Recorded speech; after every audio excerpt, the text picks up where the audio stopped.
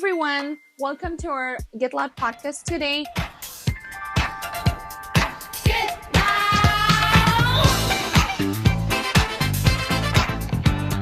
As we all know, April is a stress awareness month, and today we're going to talk about something that deeply affects so many people, but often goes unspoken. We're diving into what it really means to live under stress, especially within an immigrant families and communities.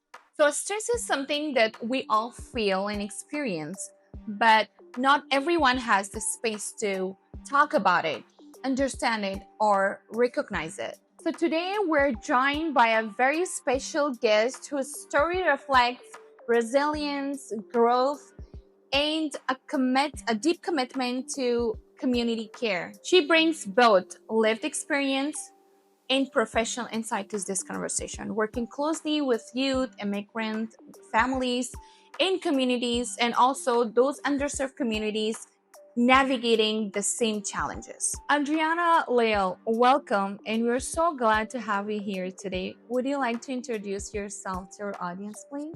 Yeah, thank you so much for having me. Just so many kind words.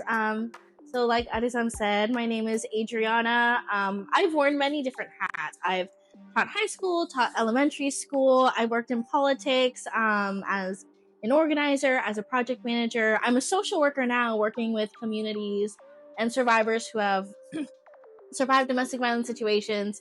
So I feel like I've done kind of the same work in a lot of different ways. Let's start by grounding ourselves a little. We hear the word stress all the time. Like we say, I'm stressed. This work is stressful. Job is stressful. Or life is stressful, right? Sometimes we say it so often that we don't really stop to ask about it. I really want to know, what is the stress according to your point of view? Yeah, so like you said, stress is one of those things. People talk about it all the time, but we don't really know what it means. In reality, stress is the physical and mental emotional reaction you have to the environment around you. You know, your body is designed to keep you safe. It's designed to tell you what's happening in your environment. So if there's a challenge, if there's something difficult, if there's a deadline approaching, your body is going to tell you that. And those reactions and those feelings that we get, that's what stress actually is. So it's not always a bad thing. You know, if I have a deadline at work coming up in a month, I'm going to feel a little bit of stress because my body is telling me there's something in your environment that you need to address. This is such a helpful way to think about this. So let's bring it back to your story. As an eldest daughter in an immigrant family, what type of stress did you feel along the way while growing up? Yeah, I think something that's interesting about the immigrant experience is that not only are you navigating the regular, ebbs and flows of childhood, but you're also doing it in a dual role where you're both in the United States culture and you're in the culture of your family and of your home countries. Although I myself am not an immigrant, I was born here in the US. Both of my parents are, and so I'm navigating two languages, two cultural expectations, and two different ways of dealing with stress. Here in the US, we are much more open about talking about stress and talking about boundaries and things like this. And my family, thankfully, after many years of conversations, we've gotten to the point where we can talk about it and we can talk openly about these things are stressing me out. Maybe I want to take a step back. But growing up, it was not like that. We also see that people manage stress differently in different cultures. My parents would work because that was their way of dealing with stress. The stress of not having enough, the stress of having to provide. Their answer to that was to work, which I think is very common for many immigrant families. Speaking as an eldest daughter, I did feel a lot of pressure to get married very young, which I know is an experience for many young immigrant women out there, or young children of immigrants out there. We have a lot of pressure to get married very young, to start families, and to continue fulfilling our familial obligations. Whereas in the US, we don't necessarily have to do that. We don't have to get married so young. I did not get married, and I'm very thankful for that. I'm very, very thankful for that. Thank you. um, but yeah, so just navigating these different dual roles and maybe some more adult responsibilities than necessary, I think compounded a lot of stressful situations. And being a kid is stressful. It's stressful to learn, it's stressful to grow up, it's stressful to become independent. That's so great. So, did you feel pressure taking on responsibility early? Yeah, I would say that I did feel that pressure a lot, but again, and I think many immigrant and underserved communities can relate to this, where I'm a woman, so I'm expected to take care of the house, to know how to pay all the bills, to know who to call. But I wasn't allowed to learn how to drive. I was fully already in college. I had left my family, moved 10 hours away before I was allowed to learn how to drive. So also having this stress of not wanting to disappoint my family because I love them and they did these things because they care about me, while also having to set those boundaries and saying, well, at some point, I have to just do what's good for me. Great. So, were there moments that you feel like you had to grow up faster? I think there were moments that I wanted to, for sure. Again, it's these dual roles that cause a lot of stress in many different cultures, right? I'm given these adult responsibilities of having to figure out my life, having to care for my siblings, caring for my family, get good grades in school, still do all of the extracurriculars, but I'm not given any of the freedom or the independence that comes with that responsibility that if I was a grown up doing it, I would have gotten.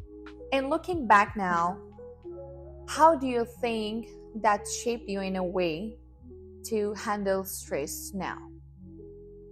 Yeah, I think something that we learn a lot in psychology and in social work is that people will very often do what they did as children. So for me, the way I responded to stress was, the fight, flight, freeze responses. I was very often flight. I would sign up for everything. I would do everything. I was constantly doing whatever I could to get out of the house and to do something. And then when it was time to go to college, I moved halfway across the state, 10 hours away from my home. And I think that's something I'm still prone to doing. I think we really underestimate and we really don't give the importance to childhood that maybe we should. We have this idea that what we do in childhood will eventually grow out of, and that's not always the case. It worked for me then, it continued working for me. Why wouldn't I keep doing the same thing now? This is what happens for many people. Yes, that experience is common for youth balancing school, work, life all together. So, for those who are listening, what responsibilities you guys think that you carry and feel overwhelming? So, Adriana, you have worked with high school students and immigrants from many different backgrounds. What pattern of stress did you notice? Yeah, across the board, I've worked with high schoolers for many years. And so across the board, I feel that I've seen when kids are stressed, they disengage. They want to let go of this responsibility. They don't want to do it anymore. But we also have to consider the cultural piece too, where what this disengagement looks like is going to be different based on their cultural background. So, although I myself, I'm not AAPI, what I noticed in a lot of the AAPI students that I did work with is sometimes they would even lean further into this, model minority myth, and that's how they coped with stress. Or sometimes for the Hispanic populations that I served, they would confide in me a little bit more because we shared a background, but I would see them doing exactly what my parents did and what I'm assuming their parents did, where their way of disengaging was by overworking at jobs or at whatever other extracurricular activity they were doing. Similar for especially the immigrant students, they have so many different compounding pressures that they have to navigate. And it's like what I said earlier, where you're managing all of these dual roles. Not only are you a kid in high school and you have to care about getting good grades to graduate, but you're also learning an entirely new language, an entire new culture. You're navigating being at home in your home culture. You're navigating the immigration system, which is scary and hard for anyone, let alone a 17-year-old. So a big pattern I noticed was disengagement. Wow, this is great. Thank you so much for your response, Adriana. For those who listening, what type of stress do you relate it the most right now? What are some early signs of stress that people should pay attention, especially those that we tend to ignore? So, like I said earlier, stress is your body functioning as it should. But, like you highlight, sometimes if it's unmanaged, if it's too much, it really wears on our health. Stress is an underlying factor in a lot of, heart disease, like autoimmune diseases, all sorts of things. So, going back to the example of youth, you can tell a youth is stressed if they're always going home with stomach aches, like stomach issues, stomach aches, even nausea. Huge telltale signs of stress, but particularly for youth, they feel it that way. Also, if you have difficulty sleeping, if you have difficulty eating, these like basic functions that you need in order to be a person and be out day to day, those will start to wear down a little bit. Another big one is headaches. If you're always having headaches, I'm not going to say it's 100% stress, but stress is probably a factor. I feel like a stress sometimes doesn't show up like I'm stressed, but it shows up like in a form of irritability, exhaustions, and also like feeling disconnected. Yeah, by the time you're saying I'm stressed, so much has already happened between the mind and the body. So now we're talking about a very important topic. The constant flow of using social media, Dun, dun, news, dun. yeah, and everything like happening in the world, right? So for so many people, especially immigrants, news can be feeling so heavy and overwhelming. How does constant exposure to news and social media can impact our stress level?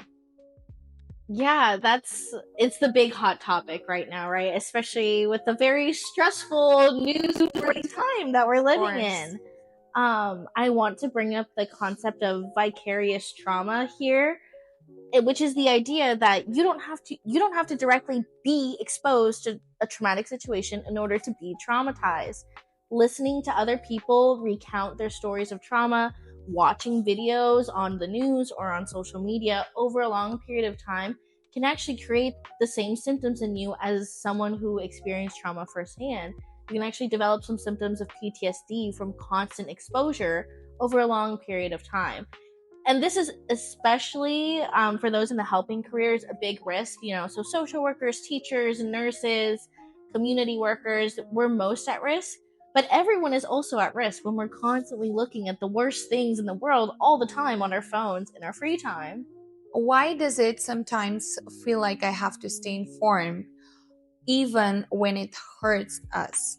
First and foremost, we care. We care about what happens to other people. We care about what happens to our communities, or we care about what happens to communities abroad that maybe we don't know, but there's like this human empathy that all of us have. There's also the nosy side, like people just want to know. And then also there is like a social aspect attached to it. I've known people who have said like, oh, well, I can't trust this person anymore because they didn't post about XYZ issue. You can do that or not do that. And I also want to say social media and the news, it's not this all or nothing bad thing, all or nothing good thing. There's pieces of good and pieces of truth in everything. I think it's more so just about being mindful about what you're consuming. And if you're realizing that watching all of this constantly is really impacting you and impacting how you view and interact with other people, that might be a sign you want to take inventory of how you're engaging with social media. How can you change that relationship to take the power back? I feel like with a lot of these things, with stress, with social media, if you notice a change in your baseline behavior, that's a sign that maybe this isn't good for you.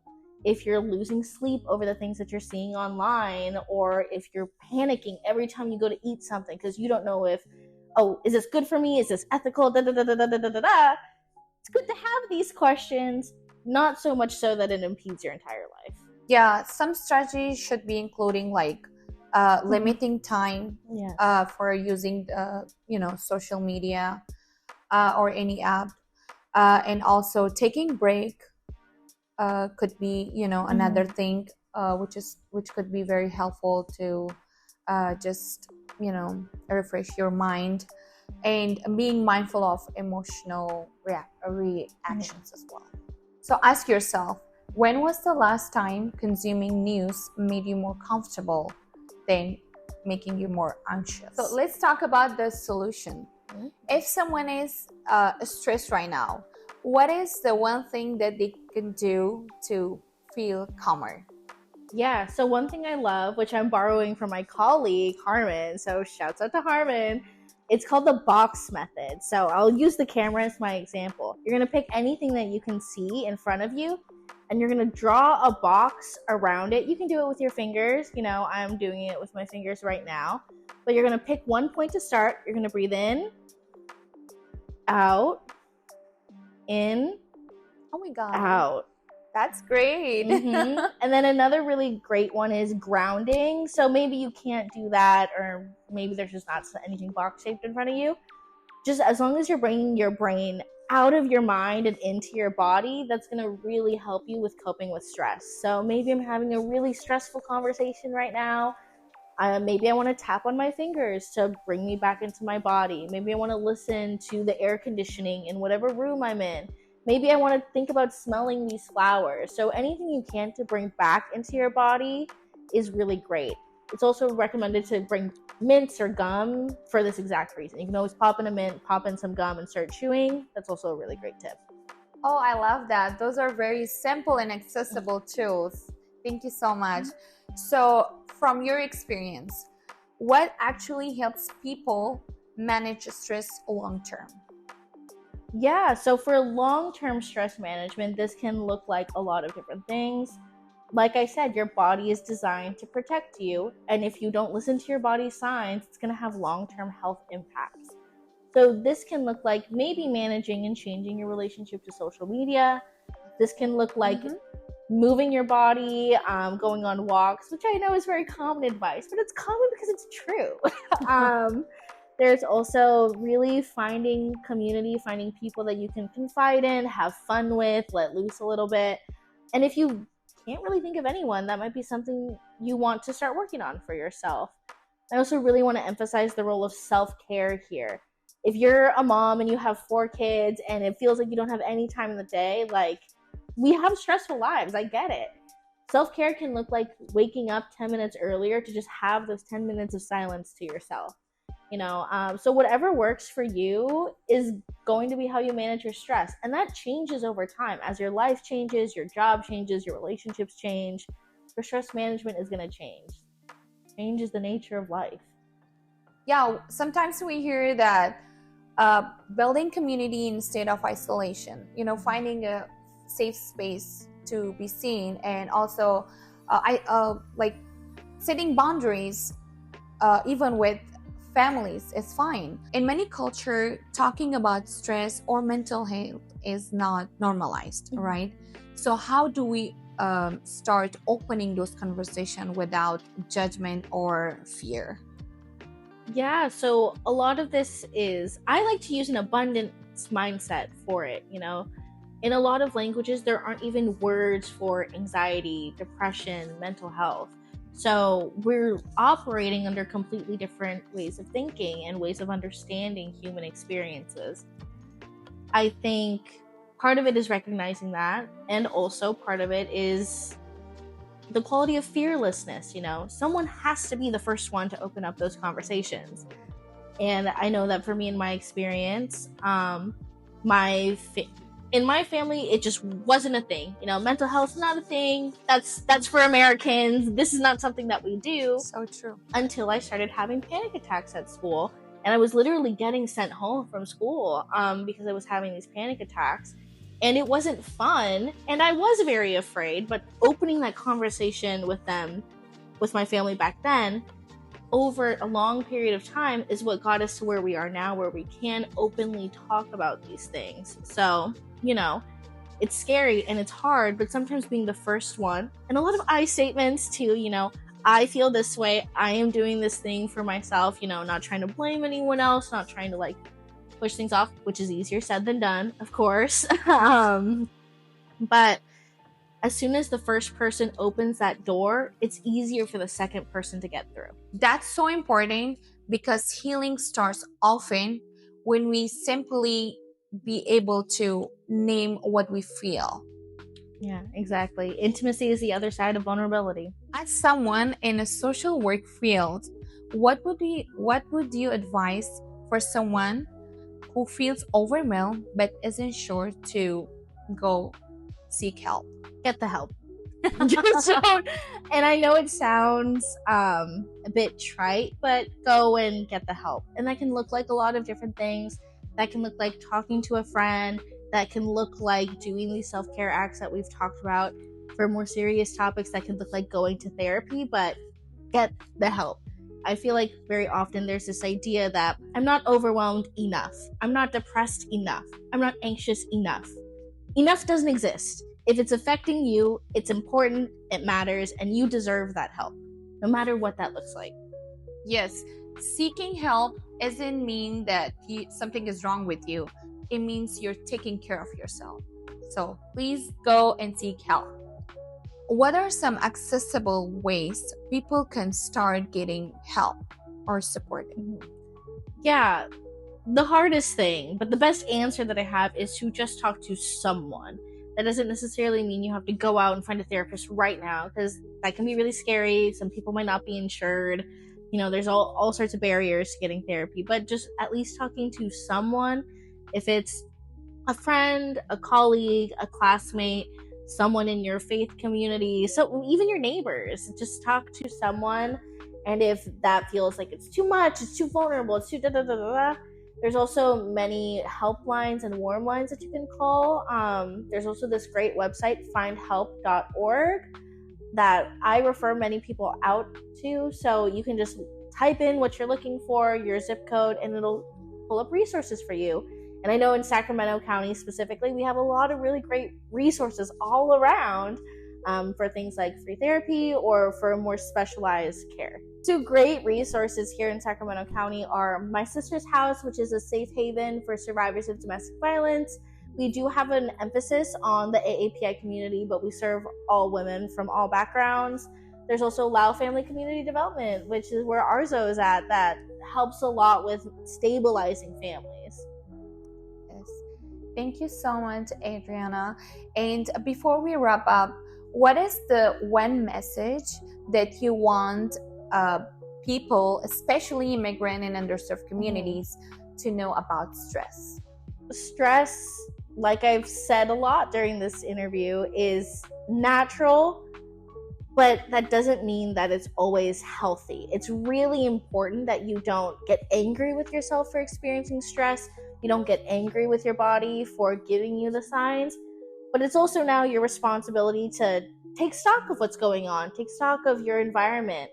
What is it that's causing you so much stress, and making sure that you're managing that in a healthy way so that it doesn't create long-term complications down the line, And for some people that might mean, you might have to get on medicine, you might not, but as long as you're making sure that you're doing what you have to do to keep your stress levels in check, that is the most important thing. There is no shame in this. You don't have to feel shame for doing the things you need to do. This conversation was so powerful. Stress affects all of us, but recognizing and understanding it gives us power.